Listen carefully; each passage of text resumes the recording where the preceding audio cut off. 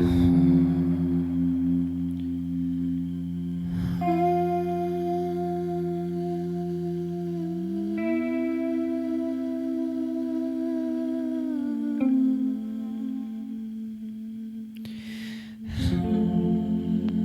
interesting how we start our stories with a description of the weather.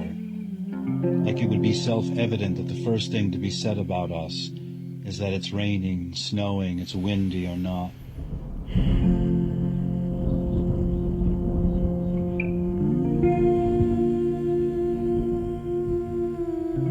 There are also stories that take place outside the weather, but it's difficult to tell them, because unfortunately the same stories happen outside memory as well.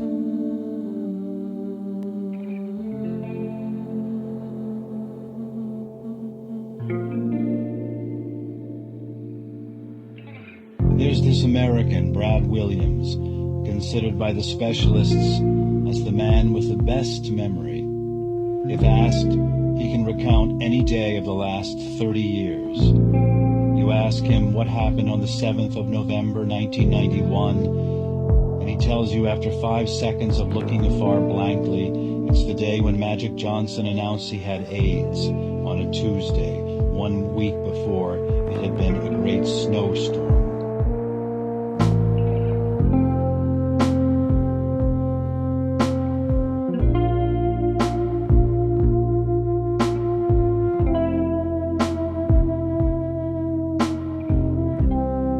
Experts are more and more certain that memory's headquarters is not in the brain, that memories are stored in the movements of the clouds, in the air drafts, in the water vapor, and in the solar storms.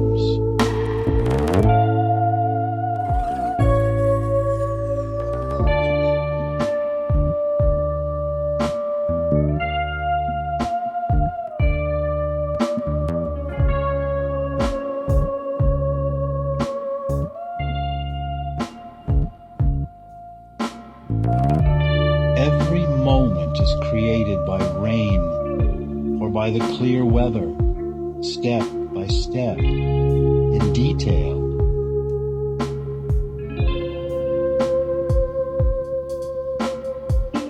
Today it's 79 degrees in Bucharest. The sky is partially cloudy, and thus my red shirt is completely unbuttoned. I lie on the couch and pretend to watch the figure skating championship. I pretend being interested in the jumps of the Chinese. I make all the gestures necessary to trick the weather, to seem on schedule. My lower lip is a bit lowered, and parameters show as the cloudy sky expects of me. A slight sexual turn-on, stirred by the beautiful legs of the skater, by the blades shine on the 3,000 linear meters of polyethylene pipes through which a cooling agent circulates. The Chinese skater mimics weather's agenda with the same dedication. You would say that she is entirely there on her skates, and her limbs conform to the blue Nice sky. From where there were controlled the violinist, the clarinet player, and the pianist as well, when they recorded the play of Schumann's melody, on which Chen Lu now performs long A's. On the second rotation of the last triple axel, I realize that it's happening. I see her look. It has broken. She got out from weather's domination.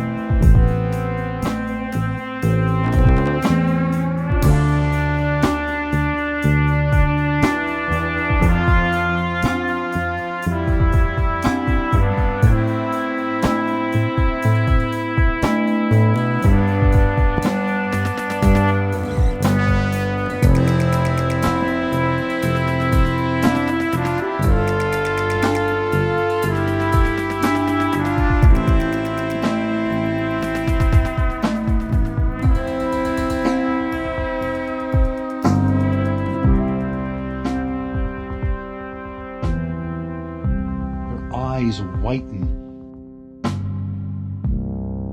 But it's neither the white of the lime on the trees in the spring, nor the white of polar animals.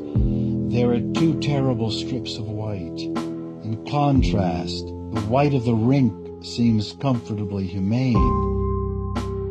It's the reactivated memory of the moment when her old ancestors decided to abandon light and their eyes started to close slowly, 1 millimeter per millennium.